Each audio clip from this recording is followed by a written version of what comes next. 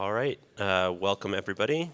This is the Octavia Load Balancing New Features Deep Dive. It's a little bit of a mouthful, but we're going to go through all of the features from both Rocky and Stein. So give you a little bit better idea of what all we've been working on. I'm here with Carlos and Michael. Michael was the previous PTL. I'm the PTL for the train cycle, Adam. And they're both core reviewers as well. So guess let's get this started. Okay, so hopefully, maybe, you all know kind of what Octavia is already, but we're the network load balancing as a service for OpenStack. So we do scalable, on-demand, well, scalable is coming, but on-demand self-service access to network load balancing services. We have a reference driver called the Amphora driver that does software load balancing with HA proxy, but we also, well, we'll get to more of that in a minute, but we have other drivers as well. We were founded in Juno. We have 88 contributors from 29 companies in our last release, which is fairly static. That's about what we've had for the past few releases. We are no longer a Neutron sub-project. Hopefully no one still thinks we're part of Neutron. This has been a while, but we like to keep saying it just in case it's not clear. We are a top-level project, and we are the #1 requested feature from Neutron as of the 2017 survey. That question hasn't been on the survey since. We're hoping it'll come back, but yeah, #1 requested feature. So let's get started. So the first feature I'm going to talk about today is backup members. This came in Rocky. So some people call these sorry servers. There's a lot of different uses for them, but basically when you set up a pool, you can have members that are only used when none of the other non-backup members are available. So if health monitoring takes down like all 5 of your main members and you have a backup or 2 there, those will start serving traffic. And they won't serve any traffic until that point. And there's a few uses for this.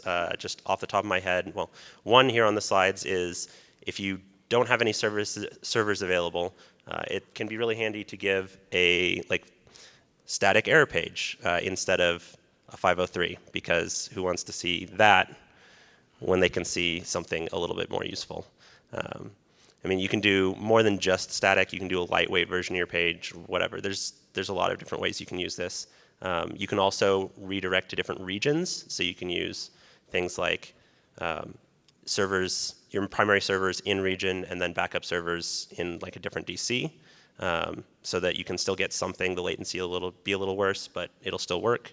Or you can do things like having MySQL have a master and a slave, and be able to have the slave only come up when the master is down. So I've used that feature in the past, and it's helped me out. And I'm going to go ahead and pass this to Carlos, and he's going to tell you about listener timeouts.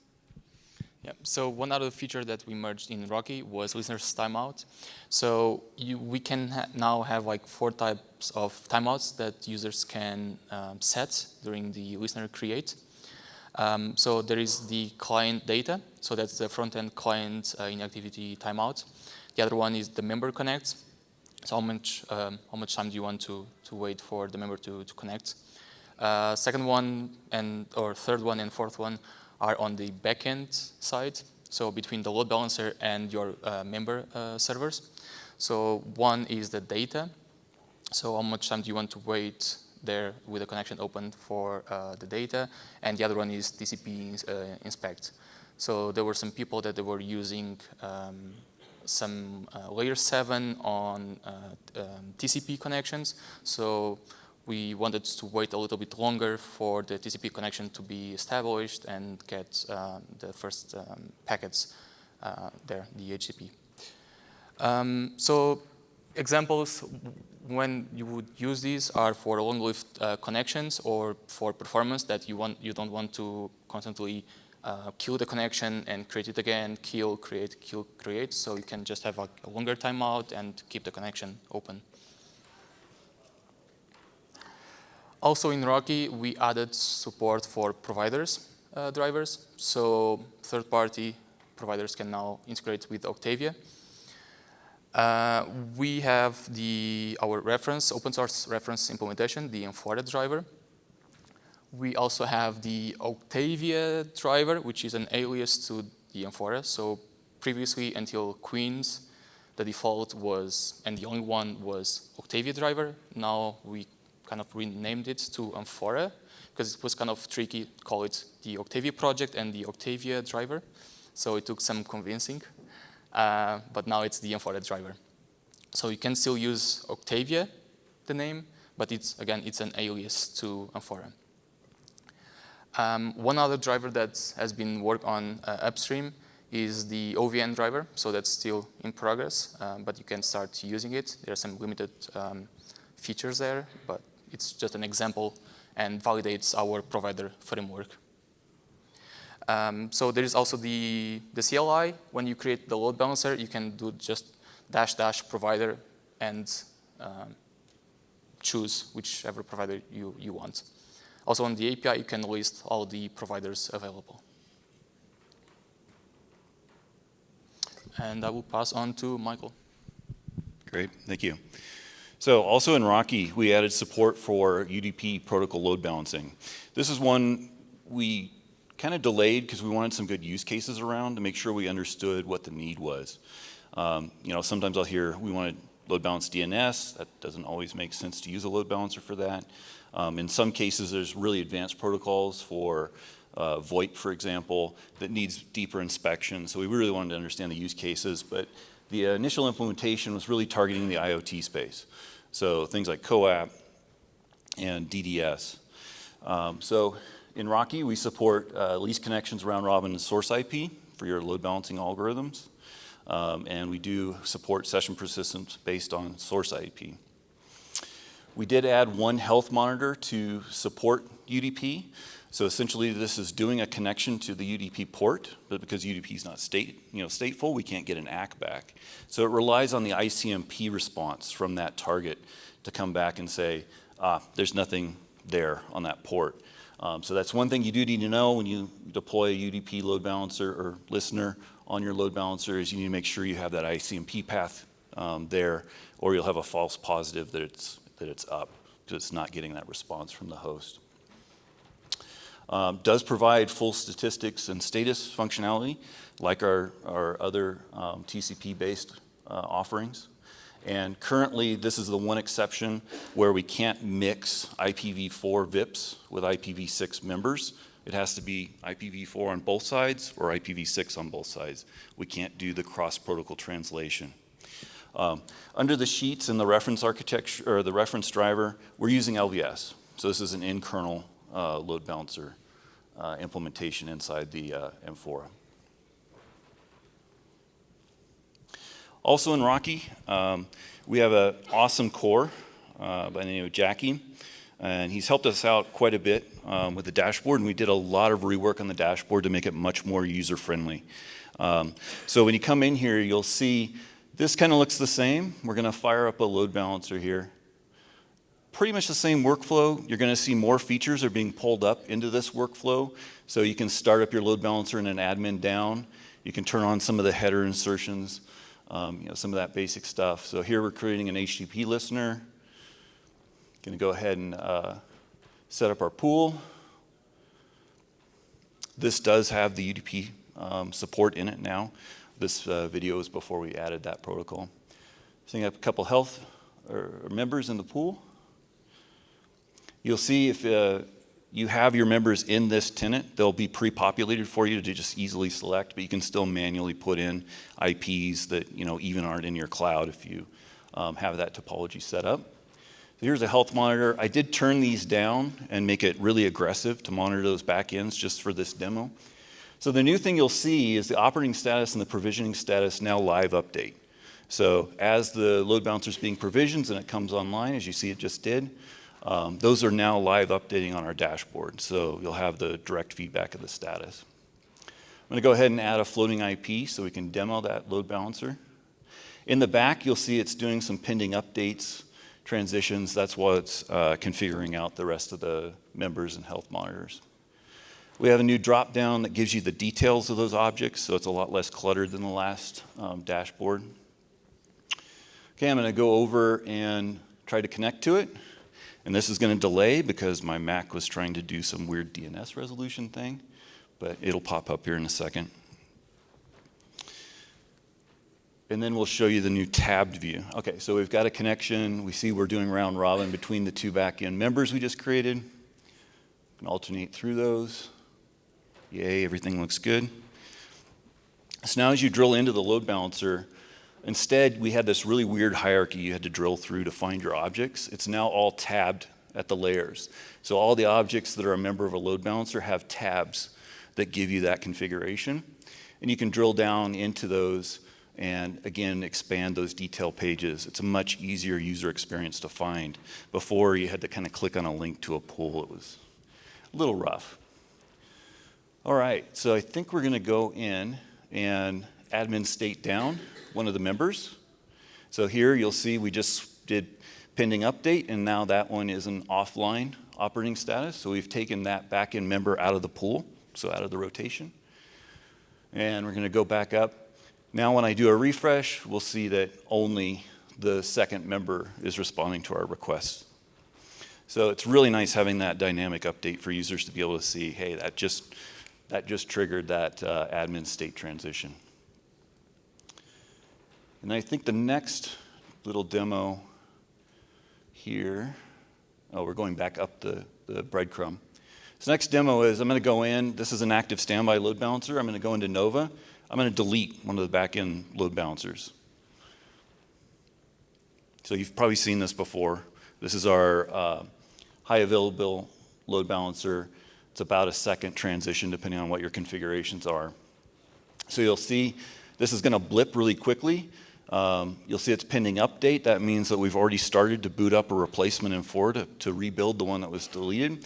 We got one error response because the health monitor does have a 1-second delay on its poll interval, as we configured it on the previous screen. All right, so we're recovered from that outage. We're already building a new Amphora. You can see it's booted it in Nova, and we're trying to bring that HA pair back into sync. And you'll see while it's still booting, even though that secondary wasn't booted yet, we're still passing traffic. You know, end users wouldn't have seen any outage because of the TCP window.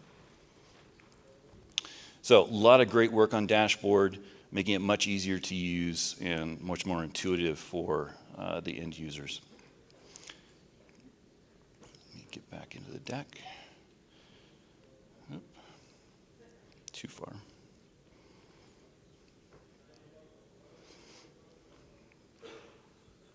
Okay, moving on now to Stein. I hope you noticed in the corner we had a little icon. Those were all Rocky features that were shipped with Rocky. Now we're going to move into the Stein features that we just released. So flavors, this is a really powerful feature for operators. And basically what it does is allow you to create custom flavors that users can select when they boot their load balancer. And the operator can define these flavors any way they want. And the capabilities that you can define in the flavors come from the drivers. So this is an opportunity for the third-party vendors to expose custom features of their load balancers that maybe don't make sense to be a part of the OpenStack API. So for example, F5 iRules or you know, some of those advanced features that are very specific to a vendor. Now an operator has the opportunity to use some of those features and make those available to end users. So in the case of the reference driver, so far we've implemented 2 capabilities. This list is going to grow quite dramatically over time. But the first one is topology. So now you can build a flavor that is a single amp backend load balancer, so not highly available, or you can have a flavor that is a highly available load balancer with 2 amps. Likewise, you can specify which Nova Compute flavor you want those amps to be built on. Maybe you want to offer a platinum and a silver and a bronze level flavor where your platinum is 8 cores and a bunch of memory, or your bronze is a single core 1 gig, you know, load balancer instance. So I'll show you a little bit about how you set these up. First off, you define a profile. So this is a flavor profile, It's tied to the provider, because again, those capabilities are coming from the driver. And essentially, you define a JSON document that lists out all of those configurations that you want to be bound to this profile. So in this case, I'm defining a profile called HA Amphora, and I've set the topology to active standby. We split profile from the flavors that the end users see, because then the operator can define these configurations however they want, and the end user doesn't get confused by what these settings are or what they mean. The operator can just describe them and name them whatever makes sense for their business. Again, that could be bronze, it could be best load balancer ever, whatever you want to call it. So this is how the operator creates these profiles. Then the second step is to create that flavor. And this is the piece that's tenant facing by default. Of course, you can change this with your RBAC configs, but by default, this is how we have it configured. So I'm basically binding that profile to a flavor. Flavors can be enabled and disabled. So again, the operator can make them available to users or not. And then you get to put a nice description that the end user will understand what's the point of this flavor for them to use. And then when a user goes and creates their load balancer, there's a new parameter. This is also on the web UI that lets them select from a drop-down or select which flavor they want to use to build their load balancer. So really powerful for operators. Also in Stein, we did a lot of work around TLS. So the first feature we added was client authentication. What this means is when users connect to the VIP interface, you can now have that load balancer prompt for them to provide a client certificate that identifies them. So essentially, you can set up a two-way TLS trust between your VIP and the users coming in. Again, this is really handy for IoT cases where maybe your lightweight IoT device gets issued a certificate that uniquely identifies it. Now your VIP can only accept those that are valid. So we now allow you to upload a certificate authority that will validate those against. And you can also update optionally a revocation list. So if you want to block certain devices that have been issued certs, you add that cert to the revocation list and they'll no longer be able to access. Along with this feature, we've added a bunch of header insertion options. So you can pass through some of the information that you got from that cert to your backend members. So if you have an HTTP coming in on the VIP, they provide a valid cert. We'll fill in these fields and pass that to the member servers as header additions in the HTTP header. And then finally, we've also added layer 7 rules that allow you to inspect pieces of that certificate information and make decisions of what pools or how you want to redirect those connections on the back end based on that certificate data. So for example, the distinguished name field, you can actually look at any piece of the DN that's in that certificate that was issued to them. So you may have a certificate that is Department Finance. You can now do an L7 rule that'll push anybody connecting in with a certificate from the finance department to a finance portal. Same thing, marketing. Maybe their certificate has, I'm in department marketing. You can make an L7 decision based on that and maybe give them a marketing-based portal. That's just one example of how this could be used. More TLS work. So this is a feature that's been asked for quite a bit. We now support backend re-encryption. So when we initially did TLS, we support TLS termination on the VIP side, but from the VIP to the backend members, we only allowed unencrypted connections. With this feature, we now support backend re-encryption. So the load balancer will create a TLS connection to the backend. The nice thing about this, it's not HTTP only. We do support TLS for the TCP connections as well to the backend. So this is full featured. It also can be configured with a CA that'll validate the backend member certs that are presented. Same thing with a CRL. And we support client authentication here. So you can actually have the load balancer client authenticate with your backend members if you want it. So pretty full feature set for backend re-encryption as well. Just like our front-end VIP, all of our security content, the CRLs, the CAs, the certificates are all stored in Barbican Castellan compatible back-end secure stores. So pretty much the same workflow as we had before. And object tags, I'll pass this off. Thanks. So also in Stein, we added object tags. So for all load balancing resources that we have, load balancers, listeners, we can have like tags, attached tags to these objects. And then it allows us to like filter. So there were some use cases where they wanted to track which resources heat created, because it just creates like with random names, for example. So you can, if you add a tag to these resources, then you can like track them better. So you can do things like you tag with red and blue a certain object, like a load balancer, and then you can do give me all the resources that are tagged with blue and red, or just blue or red. So we can filter based on these new fields, or that does not have like blue, so not tags or not tags any. So it can be quite useful for some scenarios. Lastly, we added layer 7 policy redirect prefix action. So it's kind of in line with what Michael explained before, that like if we have an department and we want to redirect their traffic to a different URL, for example, in this case, you can do things like redirect all the traffic that is coming to the Octavia.cloud URL to an HTTPS URL. So you can change only that part, and all the rest of the URL is kept there. So just change the host, for example.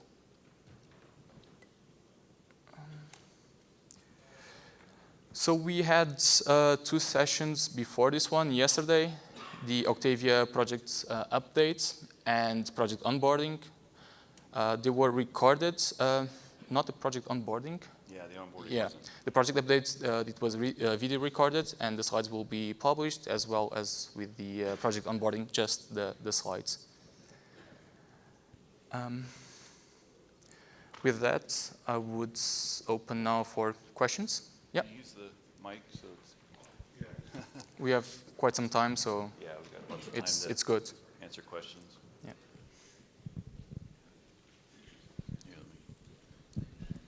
And just to reiterate, all of these features are things that we're adding to the API. So yes, the reference driver supports them, but they're, of course, exposed for all of the third-party drivers, too. Oh, maybe that mic's not on.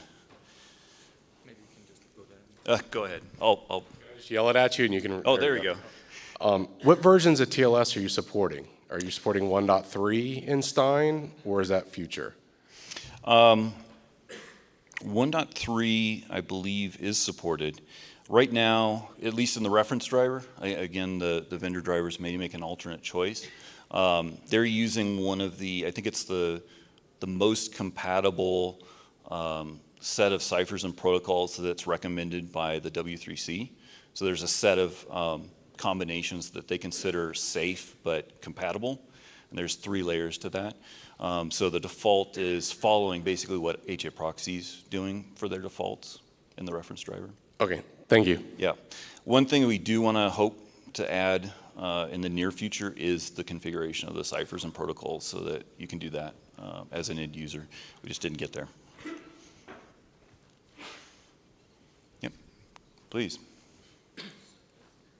What are the alternatives to build the image for the load balancer?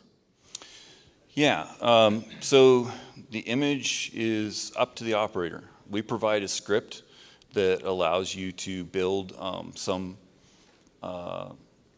different distro-based images. So right now, I believe our script supports Ubuntu, various flavors of Ubuntu, CentOS, RHEL. SUSE is working on theirs. They haven't finished theirs. Oracle Linux was also proposing one. There's a Debian that somebody's looking at right now. But that's with our script. That doesn't mean that's what you have to use. You could use other tools to build the image. You can custom build an image yourself. That's really up to you and your deployment. Does it look like a regular instance on OpenStack, like KVM or LXD? Correct. Yeah, so right now the reference driver is VM based. We do have a proof of concept using Nova LXD that works. The caveat there is you got to turn off a lot of the security features to make it work. So we don't consider that production ready right now. It's just kind of a proof of concept. But yes, so the reference driver uses a service account, and so those instances show up in Nova for that service account, just like any other VM. Mm-hmm. Hi, can I ask what metrics and monitoring are available for the load balancer? Yeah, so all of the objects have two status fields. One's the provisioning status, and that's what we use to reflect where it is in the workflow. Pending create, pending update, pending delete, active or offline or error. So that's really, those only change when there's some action being taken against the objects. And so every object in our tree, load balancer, listener, pool, all have those.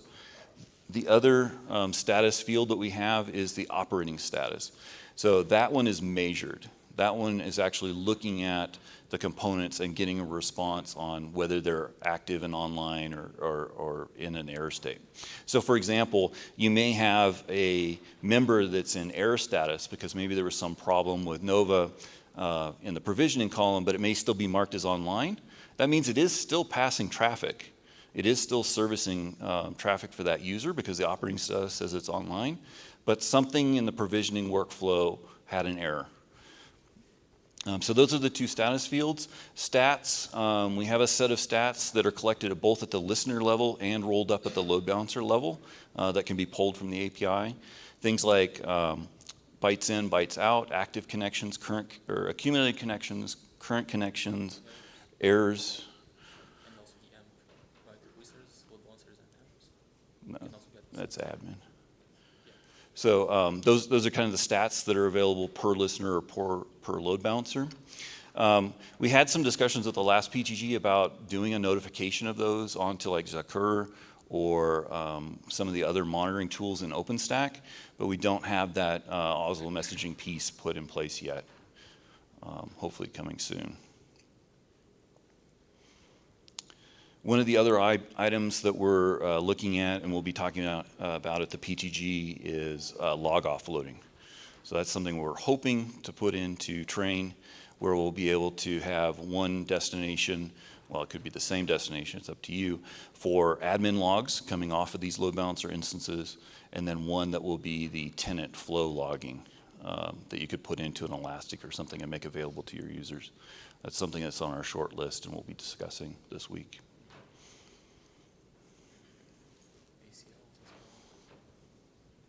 Yeah.